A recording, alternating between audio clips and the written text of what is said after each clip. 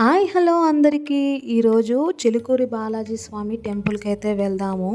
ఇది హైదరాబాద్ నుంచి 28 కిలోమీటర్ల దూరం అయితే వస్తుంది. మాకు దారి తెలియక మ్యాప్ చూసుకుంటూ వెళ్తున్నాము. ఇక్కడ దారిలో చిన్న చిన్న గుడులు అయితే ఉన్నాయి. అక్కడ ఎంత రేటు ఉంటాయో తెలియదు కాబట్టి కొబ్బరికాయలు అయితే కొనుక్కొని వెళ్తున్నాము. ఇదే సింహద్వారము. ఈ ఎంట్రన్స్ నుంచి 3 కిలోమీటర్లు వెళ్తే గుడి వస్తుంది. ఇక్కడ ఎంట్రన్స్లోనే శివాలయం అయితే ఉంది. ఇక్కడ గోపురానికి బదులు పెద్ద శివలింగం అయితే ఉంది. చాలా కొత్తగా అనిపించింది నాకు. కొంచెం ముందుకు వెళ్ళగానే శ్రీవారి సన్నిధి అని గోడ మీద అయితే రాసి ఉంది. చిన్న చిన్న టెంపుల్స్ కూడా ఉన్నాయి. కొంచెం ముందుకు వెళ్ళాక కార్ పార్కింగ్కి, బైక్ పార్కింగ్కి టికెట్స్ అయితే ఇస్తున్నారు. బైక్ అయితే 10 రూపీస్. ఇక్కడ కొంతమంది బైక్స్ దగ్గర, కార్ల దగ్గర ఆగి వస్తూ వెళ్తూ ఉన్నారనమాట. వెంట పడుతున్నారు. అంటే వీళ్ళు ఎందుకు వెంట పడుతున్నారా అని అడిగితే కొబ్బరికాయలు కొనమని, కొబ్బరికాయలు, తులసి మాలలు వాళ్ళ షాప్ దగ్గర తీసుకోమని అయితే అడుగుతున్నారు. ఇక్కడ చిన్న స్కామ్ లాగా చేస్తున్నారు. ఎందుకంటే తులసి మాలలు ఖచ్చితంగా తీసుకుంటారు అందరూ. 7 కొండల స్వామి కాబట్టి 7 మూరల నుంచి అయితే తీసుకుంటారు. మూర వచ్చి 30 రూపాయలు అని చెప్పారు. 9, 11 మూరలు కూడా తీసుకుంటారు. 7 మూరలు అయితే చేతులకు, పాదాలకు వేస్తారు. 9, 11 మూరలు అయితే స్వామివారి మెడలో వేస్తారని చెప్పారు. మేమైతే 7 మూరలు తీసుకున్నాము.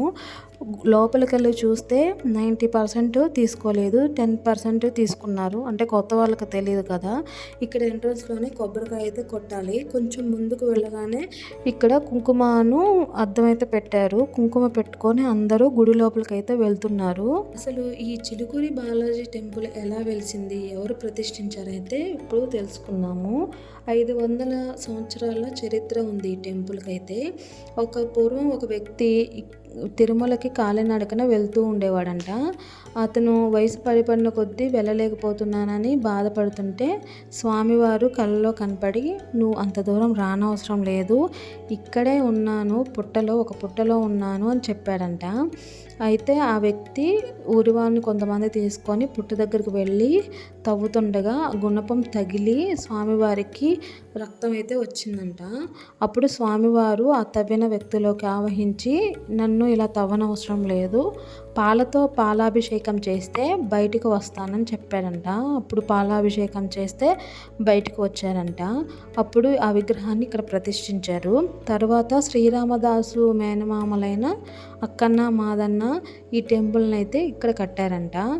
ఆ గుణపం తగిలిన ఆనవాళ్ళు అయితే ఇప్పటికీ ఉంటాయి. స్వామివారి ఛాతి మీద, ఎడమ కన్ను మీద ఘాట్లు అయితే ఇప్పటికీ ఉంటాయి. ఇక్కడ ఇంకో ప్రత్యేకత కూడా ఉంది. 11 ప్రదక్షిణలు చేసి కోరుకొని కోరిక తీరిన తర్వాత 108 ప్రదక్షిణలు అయితే చేస్తున్నారంట. ఇందులో చాలామంది 108 ప్రదక్షిణలు అయితే చేస్తున్నారు. ఈ స్వామివారికి వీసా బాలాజీ అనే ఇంకొక పేరు కూడా ఉందంట. వీసా కోసం బాధపడుతున్న వారు ఇక్కడికి వచ్చి మొక్కుకుంటే వీసా వస్తుందని చెప్తున్నారు. వీసా కూడా కొంతమంది తీసుకువచ్చి పూజ అయితే చేయించుకుంటున్నారు. ఇలా దర్శనం అయ్యాక బయటకు వచ్చిన తర్వాత ఇక్కడ శివాలయం అయితే ఉంది. అక్కడ కూడా వెళ్ళి దర్శనం చేసుకొని కూర్చొని ప్రసాదం తినేసి అయితే ఇక్కడ చిన్న చిన్న షాప్స్ ఉన్నాయి. పిల్లల కోసం డిఫరెంట్ ఎరేజర్స్, షార్ప్నర్స్ ఉన్నాయి. చాలా కొత్తగా అనిపించి తీసుకున్నాము. ఇక్కడ కొంచెం బయటికి రాగానే షాప్స్ ఉన్నాయి. బ్యాంగిల్స్ అవి ఉన్నాయి, అన్నీ ఉన్నాయి. నేనైతే బ్యాంగిల్స్ నాకు పాపకి తీసుకున్నాను. నేను వెళ్ళిన మిగతా టెంపుల్స్లో కంటే ఇక్కడ రేట్లు రీజనబుల్గా అనిపించాయి. నార్మల్ షాప్స్లో ఎలా ఉంటాయి అలాగే ఉన్నాయి. 100 రూపీస్, 150 రూపీస్ అలా ఉన్నాయి. ఇక్కడ బ్యాంగిల్స్ తీసుకొని కొంచెం ముందుకు రాగానే స్వీట్ షాప్స్ ఉన్నాయి. ఎలా ఉంటాయో అనుకున్నా కానీ చాలా ఫ్రెష్గా ఉన్నాయి. నేనైతే పూతరేకులు తీసుకున్నాను. ఇక్కడ ముందుకు రాగానే క్లిప్స్ అయితే అమ్ముతున్నారు. ఒక్కొక్కటి 20 రూపాయలంట. బాగున్నాయని తీసుకున్నా. ఇక్కడ నుంచి బయటకు వచ్చిన తర్వాత పక్కనే చెరుకు రసం అయితే ఉంది. పొద్దునుంచి వాటర్ కూడా తాగలేదు, దర్శనం అయ్యాక తాగుదామనేసి. అక్కడ నుంచి బయటికి రాగానే ఇక్కడ వేప చెట్టు, రావి చెట్టు అయితే కలిసి ఉన్నాయి. ఇక్కడ అందరూ ఈ తాళ్ళు అయితే కడుతున్నారు. ఒక్కొక్కటి 10 రూపాయలంట.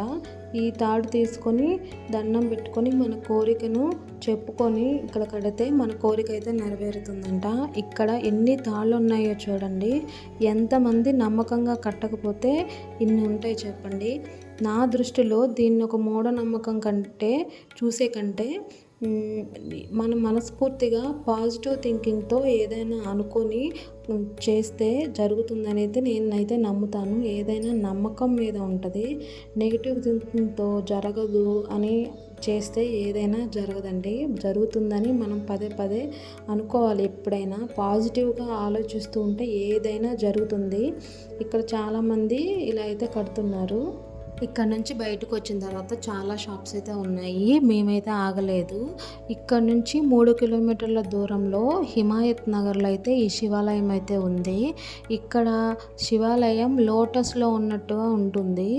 ఇక్కడ శివాలయాన్ని ఎవరు ప్రతిష్ఠించారంటే పురుషోత్తమ బాయ్ అనే వ్యక్తికి ఈ శివలింగం అయితే నర్మదా నది తీరంలో అయితే దొరికిందంట.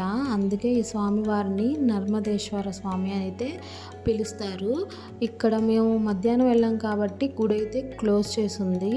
చుట్టూరు దేవతామూర్తుల విగ్రహాలతో అయితే ఉంది గుడి. చాలా కొత్తగా ఉందండి. నేనైతే ఫస్ట్ టైం ఇలాంటి గుడి ఎత్తి చూడడం. ఇక్కడ ఈ స్వామివారికి ప్రత్యేకత ఏమిటంటే రుద్రాభిషేకం అయితే చేయిస్తారంట.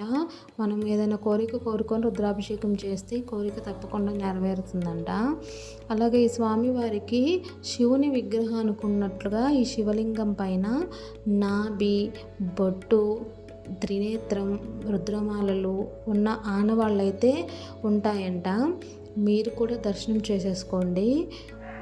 స్వామివారి శివలింగం పైన ఫుల్ డీటెయిల్స్ అయితే ఉన్నాయి. ఎలా వెలిసారు, ఎవరు తీసుకొచ్చారు, ఎవరు ప్రతిష్ఠించారు అనేసి. చుట్టూరు గ్రీనరీతో చాలా బాగా నీట్గా మెయింటైన్ చేస్తున్నారండి. ఈ కట్టే విధానం కూడా చాలా బాగుంది. అటు ఇటు కలశాలు, ఏనుగులతో అయితే చాలా బాగుంది. మేము వెళ్ళినప్పుడు ఎవరు లేరు. ఇక్కడ వర్క్ చేసేవాళ్ళు సెక్యూరిటీ గార్డ్ మాత్రమే ఉన్నారు. అక్కడ నుంచి కిందకి వస్తే యాగశాల ఉంది. యజ్ఞయాగాలు జరుగుతాయి కదా, యాగశాల ఉంది. పక్కనే గోశాల కూడా ఉంది. అయితే దగ్గరికి వెళ్ళమన్నారు కానీ మా బావ చాలా పెద్దగా ఉన్నాయి. వాటికి సంబంధించిన వాళ్ళు కూడా ఎవరు లేరు. ఎందుకే రిస్క్ అని దూరం నుంచి దండం పెట్టుకొని అయితే గుడి వెనక్కి అయితే వెళ్ళాము. ఇక్కడ దగ్గర నుంచి చూస్తే చాలా బాగుందండి గుడి. పక్కనే ఇంటర్నేషనల్ గురుకుల్ స్కూల్ అయితే ఉంది. చాలా పెద్ద స్కూల్ అండి. చాలా బాగుంది బయట నుంచి చూస్తేనే. ఇక అక్కడ నుంచి మధ్యలో ఫ్రూట్స్ తీసుకొని ఇంటికైతే వచ్చేసాము. ఇవాళ చాలా తిరిగి అలసిపోయాం కదా. మా బావ అయితే లెమన్ సోడా కలుపుతున్నారు. ఈరోజు అయితే 3 గుడులకు వెళ్ళామండి. ఇంకో గుడి ఏంటంటే షార్ట్ వీడియోలో ఉంటుంది, చూసేయండి. ఈ వీడియో ఎలా ఉన్నదన్నది కామెంట్ రూపంలో అయితే షేర్ చేసుకోండి.